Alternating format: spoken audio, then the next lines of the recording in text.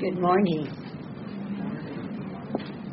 It's a privilege to be here this morning and talk to you all. Can you hear me?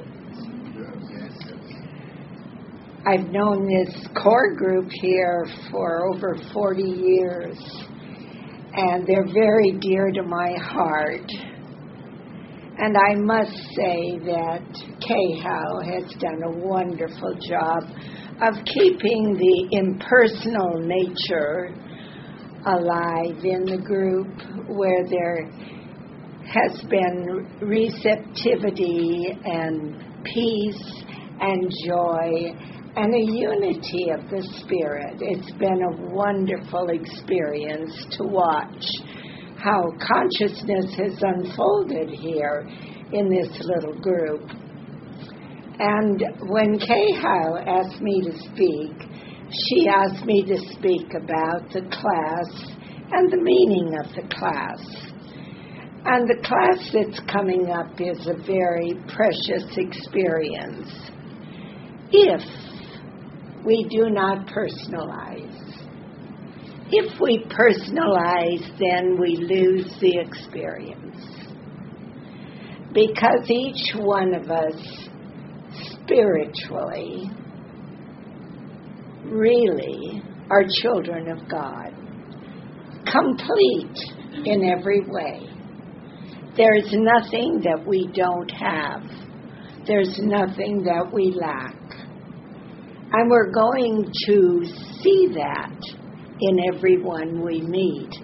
And if we bring down our observations and our conversation to the personal level, then we bring ourselves out of that circle of Christhood into just a meeting where there are words spoken and amenities exchanged, but no conscious union with God. So that we have to prepare ourselves, if we are to attend this class, that we realize that every person that we meet is really the Christ in manifestation. They may not know it, we may not see it completely, but that is the truth of being. And that makes us a community of saints, so to speak, in the sense that we're seeing only one presence and one power. For me, the greatest symbol of this is the tree of life. And the symbol for me has always been the Norfolk pine, because each branch of the tree represents the whole tree. And each branch is connected to the trunk of the tree and is nourished by the same source, the same life, the same nourishment, and also the atmosphere in which it lives. And so a class gathering, in this sense, is the tree of life. In the Bible, it says that Jesus, after his resurrection and ascension, was the first branch on this tree of life.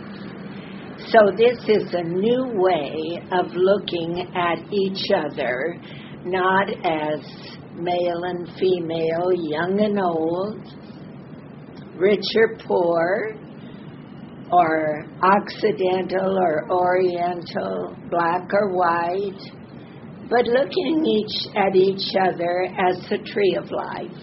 We don't select a branch. We see the whole tree. And Christ is the tree of life. And so we are all one in this Christ consciousness. Now, if we can do that, it means all channels are open for the one that is ordained to be the teacher of the class because your prepared consciousness is the underlying treasure trove of spiritual jewels, new ideas, new ways of presenting the same truths to come out fresh and anointed, so that everyone that goes there will be lifted out of the limitations of personal sense. I have a paper here given by Joel that Kailani sent to John and John sent to me because it is so meaningful. It's what Joel said about giving a class. He said, please try, when you come to a class, to be here at least 15 minutes before the class starts, so that you can meditate and enter the silence. And he said, I'll explain the reason for this. You may have noticed last night something a little different in the room that you ordinarily find at a lecture. The reason is this: not only that during a closed class, before, during, and after, I've spent many, many hours in meditation, but that students also spend much longer time in meditation. And here is what happens. Instead of the lecturer or the teacher voicing some truths from the intellectual level, or some truths just through the mind and memory, and you're accepting it in the mind, it becomes a spiritual impartation, one in which you are more responsible for it than I am. You draw it forth. Because the Christ really knows when we go to the class what our need is.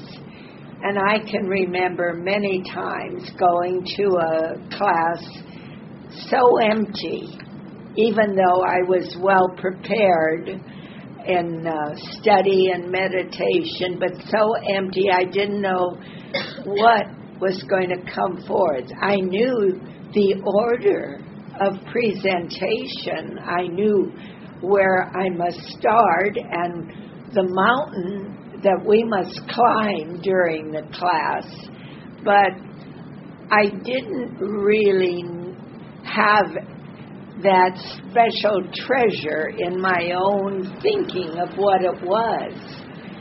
And so during the class, in that silence and inner emptiness,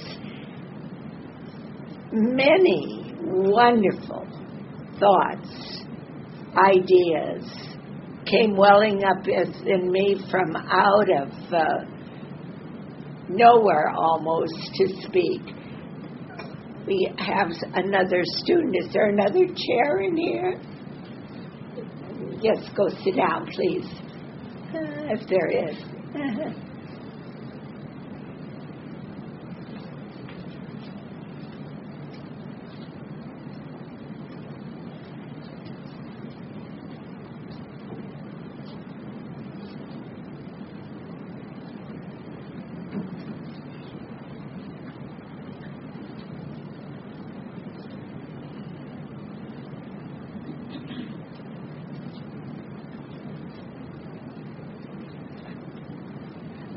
Thank you.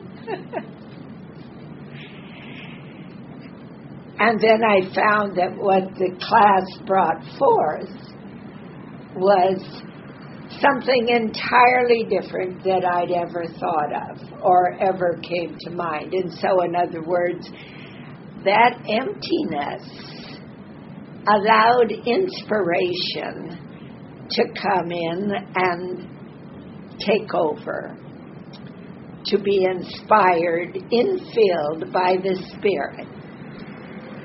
So Joel goes on to say, you would be astounded if you could see the difference in the message with different groups of students. You would be much surprised if you could see the message or hear the message that comes through when there is a group of beginners or a group of students who study a half a dozen metaphysical teachings, or a message that comes through when we are a group of students all of one mind in one place through spiritually prepared prayer. Now here's what happens. Deep down within your being, there is this hunger for God. This hunger for truth that brought you originally to the study. That hunger, that thirst for truth has led you step by step until you've come to this point of your unfoldment. Now then, the deeper the thirst and hunger, the bigger the meal that you draw forth. The greater your longing for truth, the greater your devotion to truth, the greater effort of time, the greater effort of study, practice, meditation that you put forth, the greater amount that you will draw forth from the teacher. Now there's another thing. A teacher may know all the truth that can be found in books. The teacher may know all the truth there is and yet not give it to you. The teacher may be deeply inspired by God and not give it to you. Why? If you do not draw it forth, it cannot come. There has to be a hunger and thirst after righteousness. And you know, truth is infinite. Joel didn't consider himself an advanced student. I don't consider myself done. I feel there's a lot of doing yet to be done by the infinite unseen. There's a great mystery to godliness. We have faculties that humanly we have never used. We have spiritual faculties. A musician uses them, a poet uses them to a little bit of extent, and artists use them. But when you see it like a modern painting, an abstract painting, you see someone that wants to go beyond the literal into something that is an experience, because that's what really abstract art is an experience. You can stand in front of it a long time and wonder. So it is with spiritual consciousness. It's an experience, and it comes when we least expect it, but when we're prepared, when we're empty of self and we want to know. And so why it doesn't come forth is we don't realize there's more. We're satisfied where we are. It is for this reason that we have classes with as many as 66 practitioners in it. And out of such classes have come the Master Speaks, God the Substance of All Form, Consciousness Unfolding. And 99 out of the 99 students who came, not less than 30 were practitioners. And by that I mean professional people already sufficiently aware of truth that they are able to practice it. And so it is that we have had in every city where closed classes have been, we have had little groups or core practitioner groups, mostly consisting of students who have been either in the Infinite Way study a long time, or who have been actively engaged in the practice, and some in teaching truth. And you can imagine the depth that they bring forth. Now, when you come in your hunger, in your thirst for truth, and you create an atmosphere of silence, it is as if you were creating a vacuum for the teacher to fill in. The deeper the vacuum you create, the deeper the silence there is in the room, the deeper the message that is going to come forth. Now, this is all part of spiritual being and spiritual teaching. Another thing, it would make no difference if the teacher gave you the very height and depth of spiritual wisdom. If you were prepared only to hear it with your mind, you would not receive it. You would receive words, statements. You might even remember some of them, but you would not have water of eternal life. You would not have the meat that satisfied. You'd only have the froth at the top. Many times you can tell people fall asleep. You know, they just go out. They're not there. But what they have found, I've always felt, that perhaps they have been released from the activity of the human mind so that it could rest.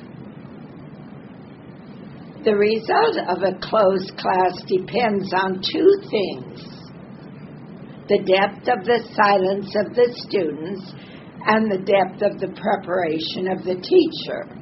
One without the other is no avail. It would make no difference what I did in the matter of meditation, consecration, if you're not prepared to receive it.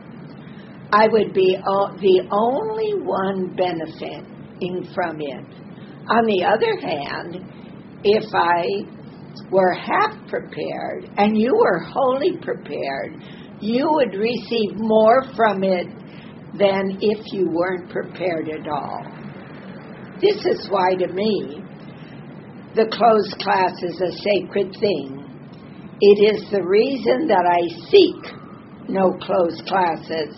It is the reason that I seek no students. I am happy to welcome those who come. It is for this reason that we have meeting a little earlier.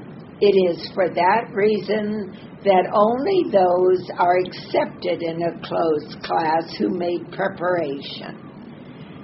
There has never been a class when after the first night or the second night I have received telephone calls with the students saying, "Oh, I heard about the class, but I didn't know what time. Can I begin tonight?"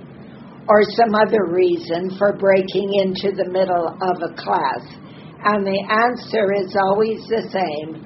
No one can come into a closed class on Tuesday nights.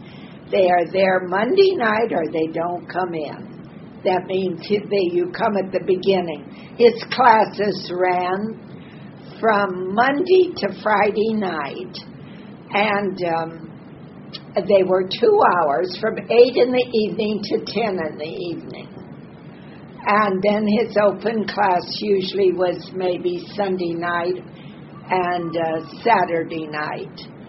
And that was a long haul to come at night. He never had daytime classes until a Hawaii class at the study center, and his talks here he had at the daytime toward the end of his ministry. But on the mainland, his talks were always from 8 to 10 at night. It was amazing, you know. And they were huge. Some of them were very big.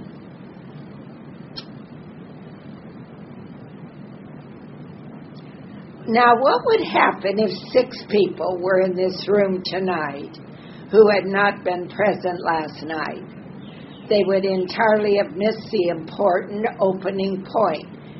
And not only that, but they would interfere with you because now we have someone here not a part of our consciousness yet. And probably I would be reaching out to bring them up to date with us. Whereas now I need have no thought about last night at all. I can go right on from where we were. You know, I remember that the first night of the Asilomar class was always an ordination for me. Wasn't for everybody, but for me. And even though we had a book and I was prepared, I was empty.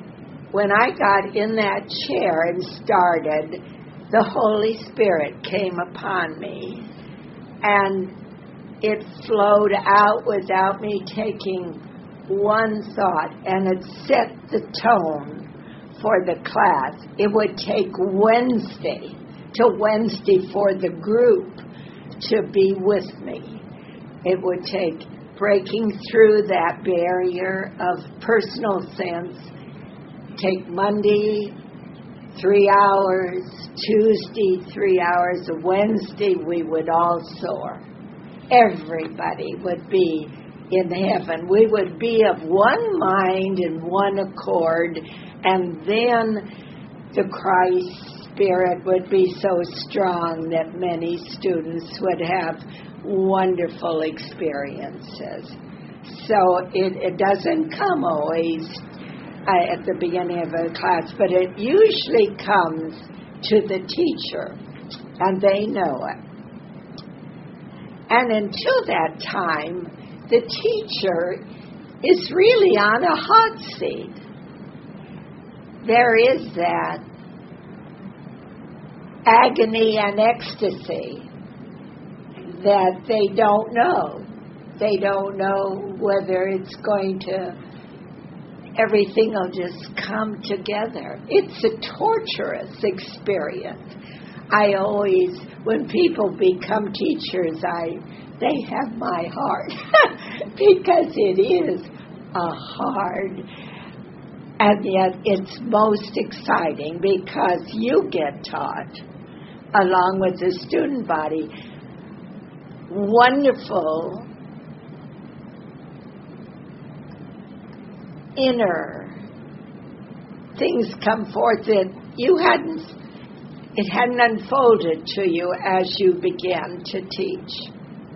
If you know your subject well and the Christ is upon you.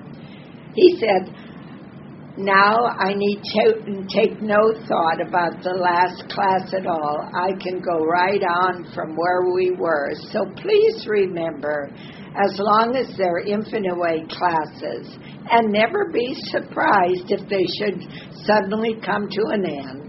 Because with each one I promised myself there will not be another. I used to do that. No more.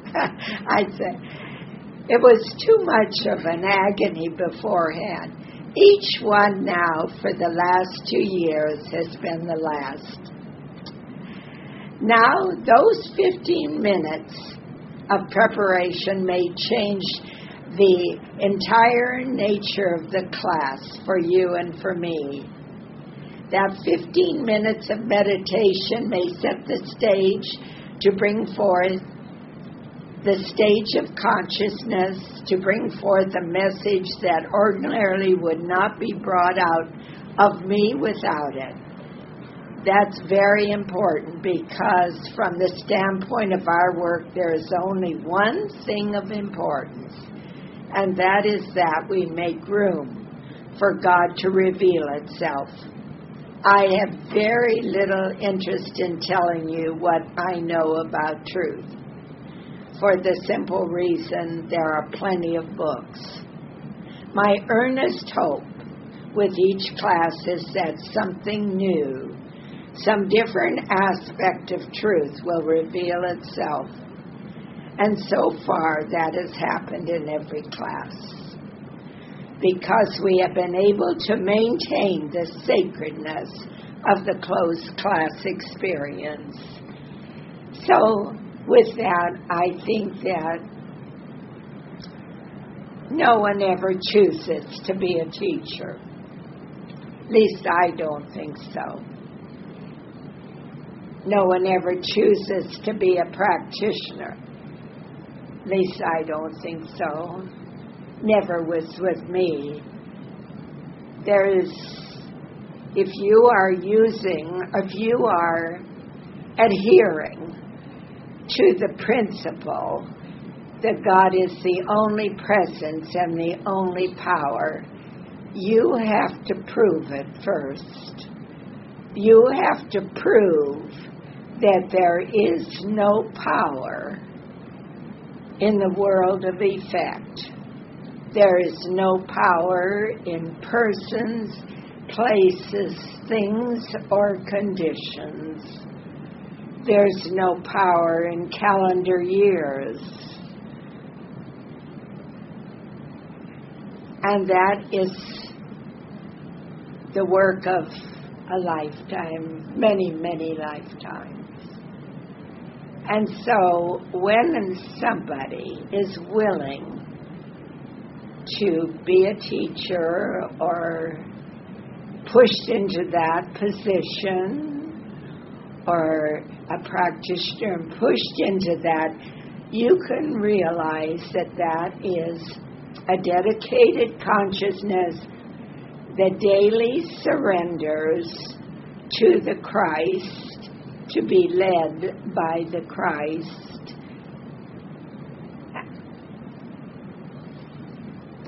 Let's have a moment of meditation now.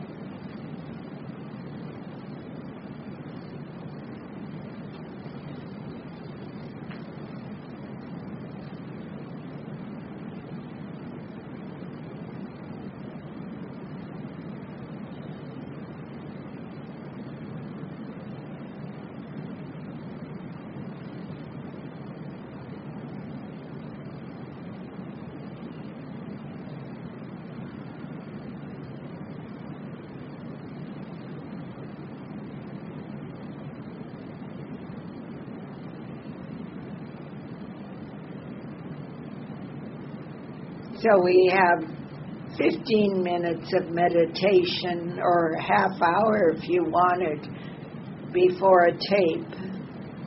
And we have 15 minutes of meditation, silence, before the class, each class.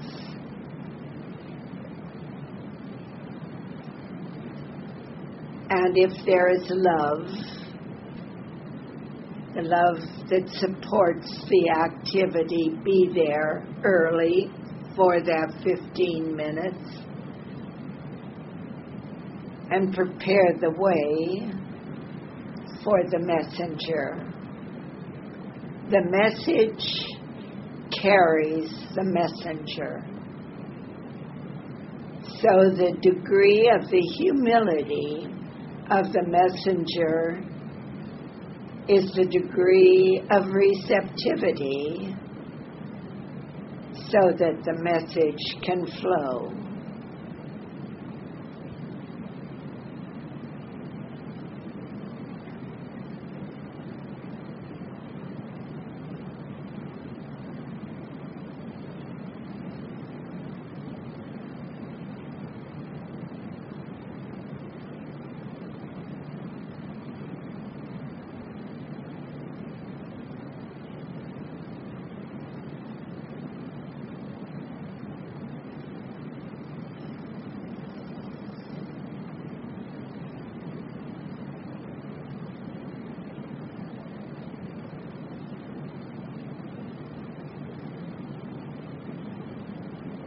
Love is more keenly felt in the silence, when the soul of man is content,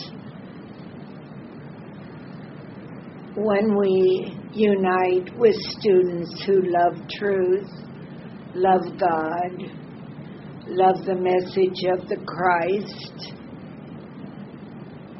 And we enter that silence. We feel the love that unites us and binds us together.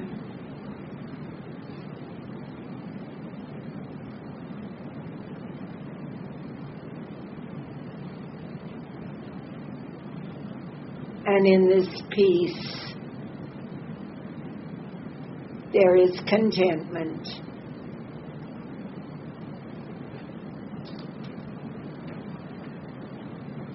And where there's contentment, there is fulfillment.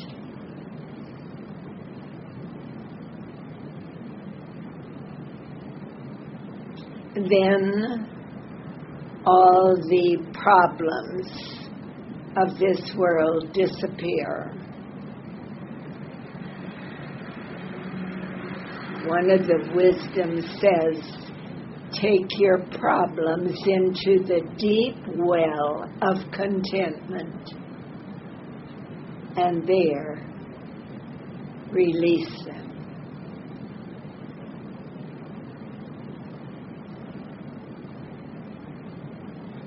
Love fulfills the law then.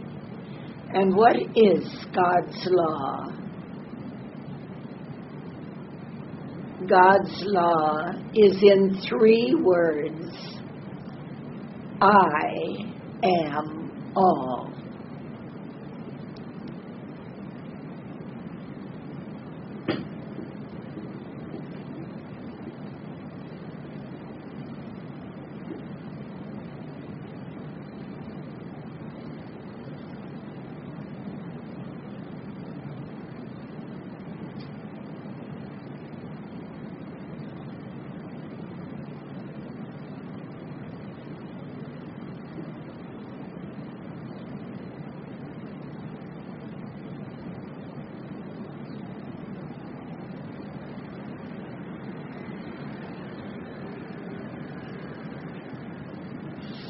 It's not God is all. It is I, that blessed I, that is the true identity of every living creature. I am all. So we can never be outside of God's allness. In this oneness, we're in this allness.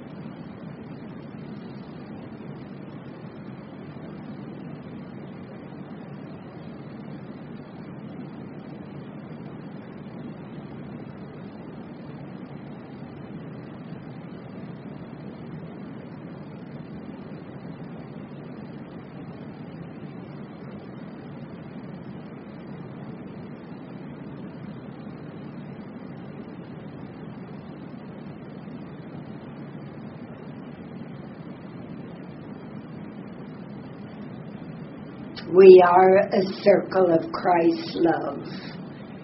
that embraces his community. And if our vision is wide enough, embraces the whole universe.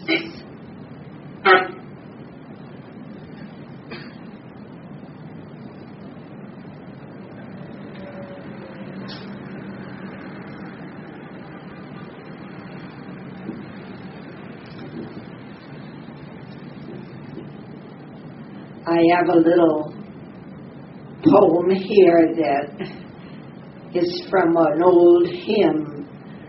A grateful heart, a garden is, where there is always room for every lovely godlike grace to come to perfect bloom.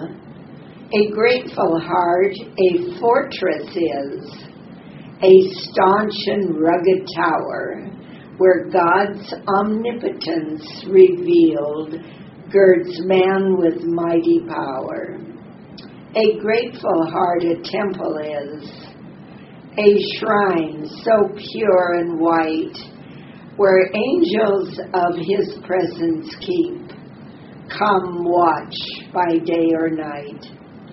Grant then, dear Father, Mother God, whatever may befall, the gift of a grateful heart that loves and blesses all.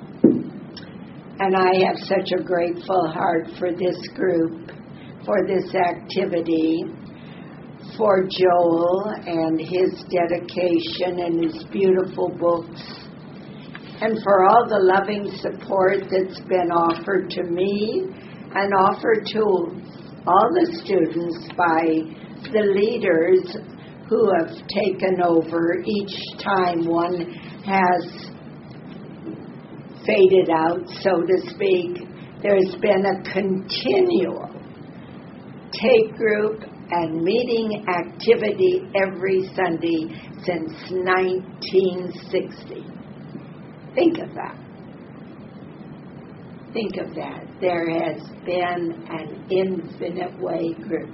There have been different leaders, different people that conducted the study centers, but there has been a continuous thread, a spiritual thread, a leadership of the Christ, and each one has done a wonderful, performed beautifully as impersonal love, caring, friendliness, compassion, and kindness. Certainly I'm grateful for KHOW now. But think, 1960, 53 years, we've had a continuous activity on Sunday morning.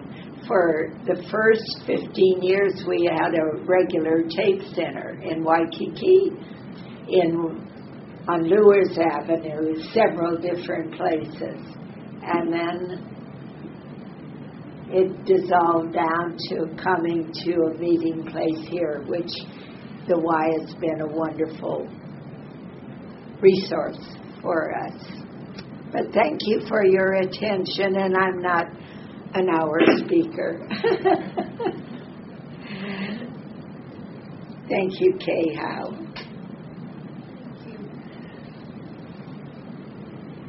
She always puts the right thing on the table. So we know our spiritual identity as consciousness. And that consciousness, if we will not personalize it, is the Christ. But if we personalize it, why then, of course, it's limited. And we personalize it by thinking about our human history all the time. So that's why it's necessary to die daily. You might have had a wonderful human history. Many people do. They're very interesting. But there's even new horizons of consciousness for you. So if you learn to die daily and learn your spiritual identity, you don't know what will happen. unlimited horizons are before you. So how important this is to begin to learn about spiritual identity and let mortal man die daily. And what is mortal man? It's not the body. The body can't think. It's an imposition. It's what mortal mind is. It's a mental imposition that you are that body and you are subject to it. And if you accept that, you're in the worst prison you can be in. And the very first step for a true student is to go over that exercise daily until they feel themselves released from identifying with the corpse. Really. That's your biggest hurdle. Once you're out of the tomb, you're living in the resurrection. But you've got to get out of that tomb. It's been demonstrated for you, and you only have to accept it. Jesus made the demonstration. He was the way shower, and he showed us how to get out of the tomb of the physical sense of identity into the spiritual reality of your being as consciousness. And as you do that exercise every day, that's in all the books, especially as a beautiful one in The Master Speaks, then you are living between two worlds, and you can use your vehicle, your body, like you do your automobile. But you don't have to be a servant of it. And you don't have to be imposed upon by it. And you don't have to be under the laws of material laws and the laws of climate and the laws of old age and the economic laws. You can be out of it. But that's your journey. That's your demonstration.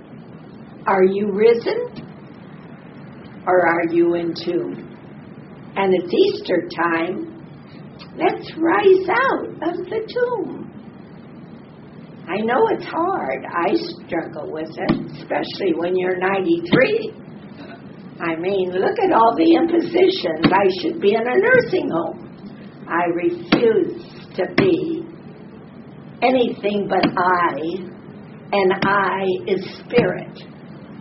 And I is infinite, and I is incorporeal, and I is omnipresence, and I is omniscience, and I is omnipotence.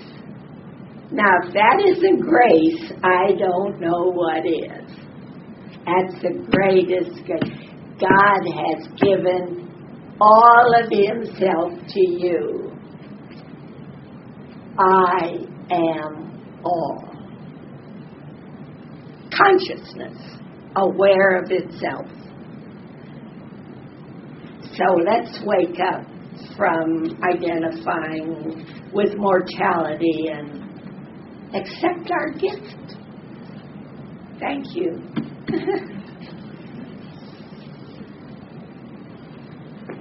Thank you, Virginia. Aren't we so lucky that we have somebody that is lighting us up all the time and showing us the way by example? So I think that's how come you're 93 still with us, because we must need it. But anyway, so I want to remind you that there's no tape group next Sunday. We're off to John's class for those who want to attend, and that it's been a wonderful preparation. The material that Virginia read today, which has been circulating amongst us, it's a good reminder and a preparation So it puts some of the onus and the burden on us as students. When we come, we don't come to get. We come with our deepest silence and our best preparation. And we come to give. And it's us that's going to draw out that class. So that switches things up a little. In case you thought you were coming to get something, you're coming to give. And so that's really important. So Friday night is an open class, and that's for anybody who is interested or might be studying the Infinite Way. They can come and do a love donation. But from Saturday on, it's a closed class. And so all of the things that Virginia has just spoken to us about in closed class, then those are the things that are in place. And I think the other thing, sometimes we don't think about 15 minutes before tape group or 15 minutes before class or study group. But Virginia used to say that the 15 minutes before is the meat. And everything that comes after is the dessert. It's that important. So to be in place and be on time then is really important. So we're off to our next adventure next weekend. Thank you. Thank you, Virginia. Thank you.